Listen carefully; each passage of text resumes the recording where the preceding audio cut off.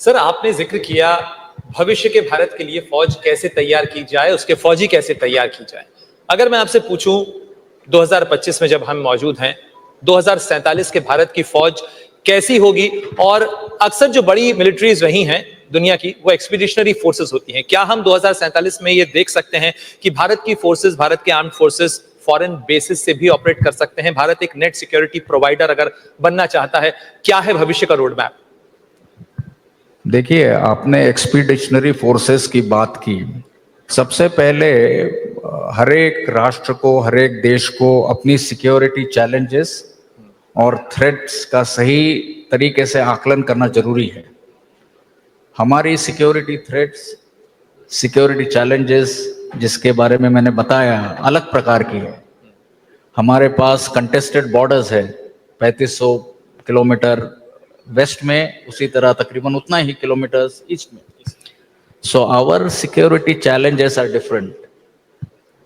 Yes, ये सही बात है कि हम विश्व पटल पर एक ऐसा देश उभर के आना चाहते हैं जिससे कि हमारी बाहर आउटरीच हो, ग्लोबल आउटरीच हो।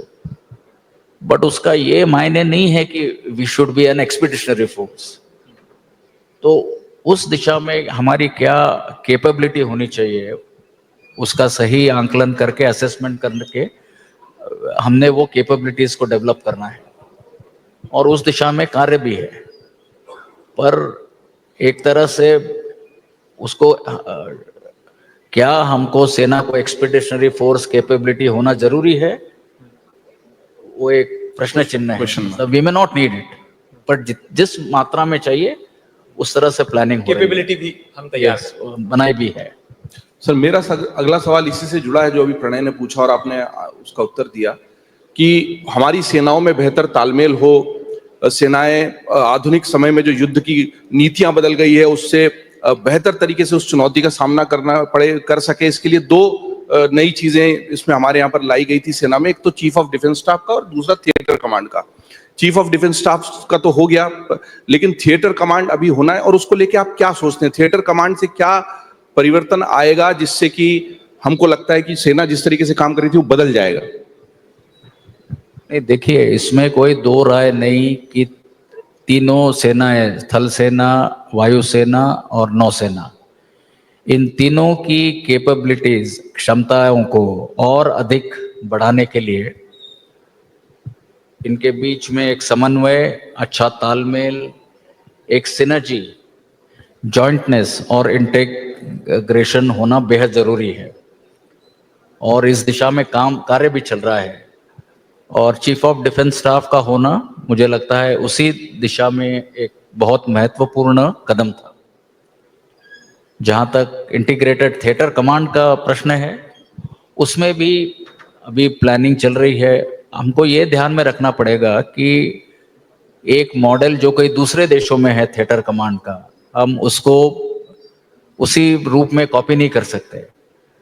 हमारे सिक्योरिटी एनवायरनमेंट को ध्यान में रखते हुए, हमारी पिक्यूलियर ज़रूरतों को, रिक्वायरमेंट्स को ध्यान रखते हुए हमको एक कस्टमाइज्ड, टेलर मेड मॉडल लाने की ज़रूरत है। और उसी दिशा में मेरी नॉलेज और समझ में कार्य चल रहा है। और समय पर उसका क्या प्रारूप होगा, क्या फ्रेमवर्क होगा, उसका क्या रोड मैप होगा, वो सब चीज़ें सही समय पर उभर कर आएगी। सर, आपने अनडिसाइडेड, अनसेटल्ड बॉर्डर्स का जिक्र किया। जब आप चीफ ऑफ आर्मी स्टाफ बने उस समय आपको विरासत में कहा जाए कि टेंशन मिला था, देप्सांग का ईस्टर्न लद्दाख वाला जो टेंशन मिला था, कोई ऐसा मोमेंट जिस समय आपको लगा हो कि इतना टर्बुलेंस ग्लोबली चल रहा है, इस मोर्चे पर भी लड़ाई हो सकती है, और जो कोई ऐसी रिपोर्ट जो आपको सीधे ऑप्स रूम ले गई हो अपने पीएसओस के साथ में कि we have to sit down and we have to discuss it?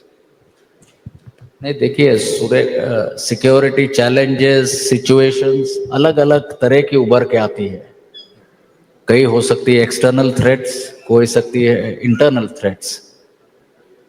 हमारा जो सिस्टम है फौज का, it's a very organised system in terms of flow of information, decision making, contingencies. हम सही प्रकार के कंटिजेंसीज के लिए प्लान भी कहते हैं। और इस भरोसे से कि जो हमारे जवान हैं उनकी काबिलियत, उनकी कैपेबिलिटी, उनकी प्रतिबद्धता, उनकी कमिटमेंट, उनका डेडिकेशन सभी में, that is our core strength. और वही हमको भरोसा दिलाता है कि किसी तरह से भी सुरक्षा संबंधी चुनौती या सिचुएशन आए, उसका हम डटकर मुकाबला करने में पूरी तरह से सक्षम है। तो ऐसे कोई एक सिचुएशन को पॉइंट करना मेरे लिए थोड़ा कठिन है, पर ऐसे आते रहते हैं सिचुएशंस, और अलग अलग प्रकार के, अलग अलग तरह के। मैं लेकिन इसी सवाल को सर थोड़ा सा आगे बढ़ाना चाहूंगा कि चाइना को लेके, देखिए पाकिस्तान से शुरुआत से 47 के बाद से ही जिस तरह की अदावत रही, जिस तरह की लड़ाई रही, हमने देखा 65 का भी देखा, 71 का भी देखा, फिर बांग्लादेश हो गया, करगिल हो गया। आगे हमको लगा कि शायद यही लड़ाई चलेगी, लेकिन इस तरफ चाइना बॉर्डर हमारे लिए ज्यादा बड़ा सिरदर्द, ज्यादा बड़ा टेंशन बन गया।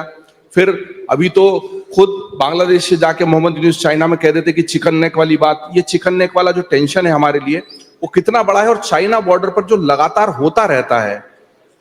बात ये भी आती है, अब वो कितने आरोप है कितने सही, आप लोग ग्राउंड पर उसको ज्यादा देखते हैं कि नहीं इन्वेड हो गया, काफी आगे तक आ गए, सरकार सच नहीं बता रही। चाइना बॉर्डर की सच्चाई क्या है, और चाइना को लेकर कितना ज्यादा चिंतित इस वक्त हम हैं, और आगे इसके लिए क्या रणनीति हमारे पास है? क्योंकि चीन ज्यादा बड़ा खतरा नजर आता है, और ऐसा कहा जाता है कि कितना सच है कि वो ज्यादा बड़ा खतरा है? नहीं, देखिए, जैसे मैंने कहा कि हमारा एक पूरा सिस्टम है जिसके तहत हम हमारी सुरक्षा रक्षा संबंधी चुनौतियों को एनालाइज करते हैं, असेस करते हैं, और हमारी कैपेबिलिटीज डेवलपमेंट का वो एक मुख्य आधार है जिसके मुताबिक हम करते हैं। तो मैं स्पेसिफिक एक थ्रेट या दूसरे थ्रेट के बारे में इस संक्षिप्त कम समय में वर्णन करना मुझे लगता है ठीक नहीं है, पर मैं इतना आप लोगों को और आपके माध्यम से सबको भरोसा दिलाना चाहता हूं कि जो भी थ्रेट्स हैं वर्तमान में और भविष्य में, उसका सही आंकलन करने के लिए, उसकी दिशा में खुद को तैयार करने के लिए, और हमारी सेनाओं को जैसे मैंने कहा सक्षम, प्रबल और तत्पर, तीनों विषयों में हम कार्यरत है, और मुझे पूरा विश्वास है कि जो भी थ्रेट्स है उसको हम सही मायने में ये कर पाएंगे। बिल्कुल सर, आपने अगर विश्वास दिलाया है और आपके पास वो सारी जानकारियां भी रही हैं जो ये बताती हैं कि हमें इस बात के लिए विश्वास रखना चाहिए। जयदीप जी ने अभी ईस्टर्न फ्रंट की बात की, मैं वेस्टर्न फ्रंट की बात करता हूं। आप as chief of army staff और उससे पहले भी कई बार इस चीज का जिक्र करते रहे बड़े फख्र के साथ में कि 1971 की लड़ाई के बाद भारतीय सेना ने 90,000 पाकिस्तानी सैनिकों को भारत में वो सारी चीजें दी जो जिनेवा कन्वेंशन के तहत जरूरी थी, और आप बड़े गर्व से भारतीय सेना इस बात को कहती है। आपने जनरल हासिम मुनीर का स्टेटमेंट देखा होगा कल, वो तो पाकिस्तान को लेकर ये कह रहे हैं कि जो 2 नेशन थ्योरी थी, हम मजहब अलग हैं, हम देश अलग हैं, हम लोग अलग हैं, हमारा वजूद ही बिल्कुल अलग है, हम एक नेशन हो ही नहीं सकते। सर 77-78 साल पहले तक तो एक ही फौज थी, एक ही लोग थे।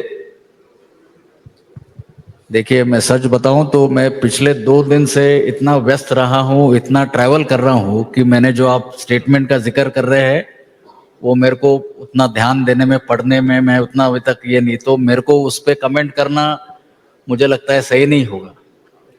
मैं हमारी तैयारी क्या है, हमारी सेनाओं की क्या रेडीनेस लेवल्स है, उसमें ज़्यादा फोकस देना चाहूँगा, ना कि बाकी क्या। बहुत सफाई से आपने कह दिया कि डजंट क्वालिफाई माय कमेंट, यानी आप इसे कमेंट के योग्य भी नहीं बता रहे हैं, तो मुझे ऐसा लग रहा है। लेकिन जो मेरा सवाल था वो ये था कि जो वैल्यू सिस्टम है, जो जिसका जिक्र आप पहले भी करते रहे, जिनेवा कन्वेंशन में सरेंडर्ड आर्मी को भी वो हमने सम्मान दिया जो एक फौजी डिजर्व करता है। देखिए, मैंने हमारी जो कैरेक्टरिस्टिक्स है हमारी सेना के बारे में बड़े विस्तार से आपको पूरा बताया है। मैंने ये भी बताया कि हमारी सेना किस तरह से एक विविधता में एकता, यूनिटी इन डाइवर्सिटी का कैसे प्रतिबिंब है, और किस तरह से राष्ट्रीय अखंडता या नेशनल इंटीग्रेशन का क्या प्रतीक है। और वही एक हमारी मुझे लगता है शक्ति है, स्ट्रेंथ है, कैरेक्टरिस्टिक है। मुझे लगता है प्रणय कि थल सेना के सर्वोच्च पद पर रहने वाला व्यक्ति दुश्मन के सारे हमलों से बचने की तरकीब जानता है, वो हमारे सवालों से बचने की तरकीब तो और भी अच्छे से जानते हैं, और मैं इस पे तालियां चाहता हूं। we appreciate the diplomatic intelligence that you have shown, sir, but definitely what I would like जो नए और अब मैं देख रहा हूं कि कुछ लोग अभी से सवाल भी पूछना चाह रहे हैं, एक दो सवाल के लिए आएंगे हम आपके पास। मैं ये जानना चाहता हूं सर कि नए जमाने में युद्ध का तरीका ही बदल गया है।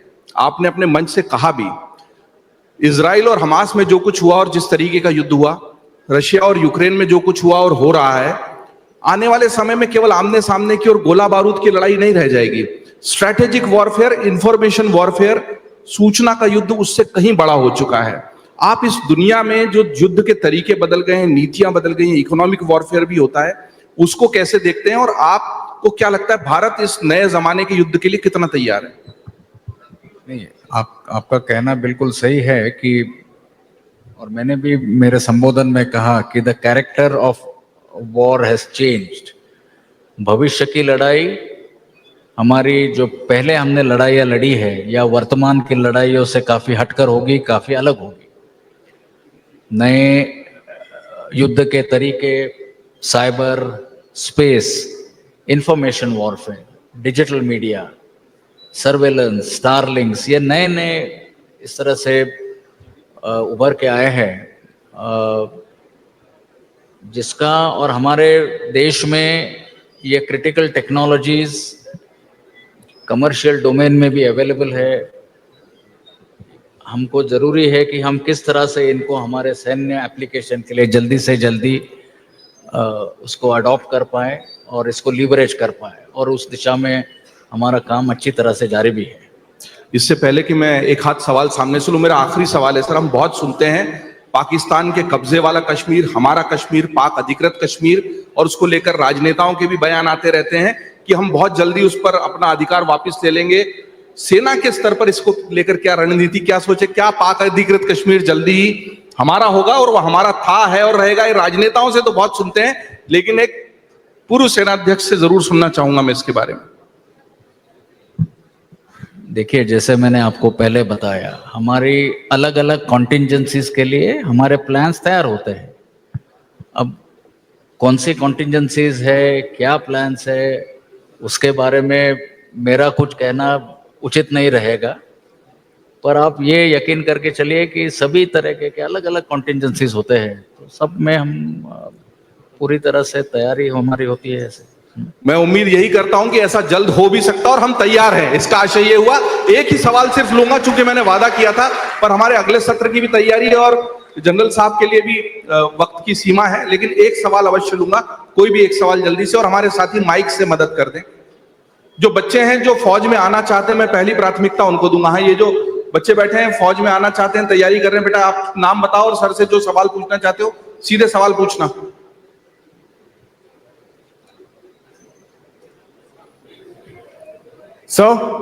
मेरा क्वेश्चन है, मैं शरद सोनी से, इंजीनियरिंग डिफेंस एकेडमी से। मेरा क्वेश्चन है कि आपने अपने 43 वर्षों के इतने ब्रीफ अनुभव के दौरान भारतीय सेना में विकसित हथियारों के क्षेत्र में कितना परिवर्तन देखा है? नहीं, मैं कहना चाहूंगा कि बहुत ज्यादा परिवर्तन देखा है। यस। जब हम शुरुआती फौज में आए थे, तब के जो पर्सनल वेपन्स हो या बाकी वेपन्स हो, क्रू सर्व वेपन्स हो, कम्युनिकेशंस हो, सर्वेलेंस हो, इसमें कई गुना या कई मात्रा में हमने वृद्धि, परिवर्तन, क्वालिटी देखी है। अच्छी बात यह है कि यही सब वेपन सिस्टम जो अभी तक हम दूसरे देशों से आयात करते थे, इंपोर्ट करते थे, उसको अभी हम हमारे देश में बना रहे हैं, जिसका मैंने भी जिक्र किया, आत्मनिर्भरता। और जिसके लिए हमारे स्टार्टअप, हमारे एकेडमिक इंस्टीट्यूट्स में नए युवा आप जैसे ब्राइट यंग माइंड्स, ये भी उसी तरह से इसमें योगदान कर रहे हैं। तो भविष्य में जितनी भी टेक्नोलॉजीज है, एआई हो, मशीन लर्निंग हो, ड्रोन्स हो, साइबर स्पेस, ये हमारी जो कैपेबिलिटीज हमारे देश में उपलब्ध है, उसको सही मात्रा में चैनलाइज करना रक्षा संबंधी उपयोग के लिए, उसी में और उसी तरह मैंने डिफेंस इंडस्ट्री इकोसिस्टम का जिक्र किया था। बहुत बहुत धन्यवाद जनरल साहब। मनोज पांडे जी का जोरदार तालियों के साथ। ये आपका देश की सेना के प्रति हमारा जो सम्मान है वो तालियों की गूंज से सुनाई देना चाहिए, बहुत दूर तक इसकी गूंज जानी चाहिए। बहुत धन्यवाद, हमारे निवेदन पर आप यहाँ पधारे आपकी व्यस्तता के बीच, और हम स्मृति चिन्ह देकर आपका आभार व्यक्त करना चाहेंगे और इस सत्र को यहीं पर विराम देंगे। सवाल हैं लेकिन आगे भी कोशिश होगी कि बातचीत जारी रहे। जदीप जी, उससे पहले कि जिन हाथों ने हमारे वर्तमान को संभाला हुआ है, जरूरी है कि वही हाथ हमारे भविष्य को आशीर्वाद भी दें। अमर उजाला की ओर से नेशनल ओलंपियाड का आयोजन हुआ था सर, और हमें बताते हुए खुशी है कि जिसमें लाखों छात्रों ने प्रतिभाग किया, हिस्सा लिया, वो उसमें शामिल हुए। 38 उनके विजेता चुने गए, उनमें से आज 10 को हम आपके हाथों से सम्मानित करना चाहते हैं। जैसा मैंने कहा, जिन हाथों ने हमारे वर्तमान को संभाल कर रखा है वो हमारे भविष्य को भी आशीर्वाद दें। मैं बिना किसी देरी के उन बच्चों के, उन विजेताओं के नाम लूंगा और आपसे अनुरोध कि आप एक एक करके मंच पर आते जाएं। राघव, अंश चौधरी, अंश रंजन सिंह, अद्विक अच्युत, दर्शन सिंह बिष्ट, वंश बिष्ट, आर्यन कुमार, माधव धीमान, चिराग नेगी, स्नेहा जोशी और अमीशु गुप्ता। जो तालियों का क्रम था वो इसलिए भी ना रुके क्योंकि जिन हाथों से ये सम्मानित हो रहे हैं और ये जो भविष्य में बनेंगे, शायद हम इन पर खूब फक्र करेंगे। अमर उजाला नेशनल ओलंपियाड दरअसल एक शैक्षणिक पहल है जिसका उद्देश्य हमारे इन तमाम विद्यार्थियों के बीच में अलग अलग जटिल विषय जैसे कि गणित, सामान्य ज्ञान, विज्ञान, इन सभी के प्रति रुचि को बढ़ाना है। इस ओलंपियाड में जैसा मैंने आपको बताया, आप लोग आते हैं, जैसा मैंने आपको बताया कि लाखों बच्चों ने भाग लिया, 38 बच्चे जीते हैं, जिनमें से 10 को हम आज जनरल मनोज पांडे जी के हाथों सम्मानित कर रहे हैं। और मुझे लगता है कि शायद इन बच्चों के लिए, उनके जीवन के लिए एक अविस्मरणीय क्षण होगा जहां वो आपके हाथों से सम्मानित हो रहे हैं।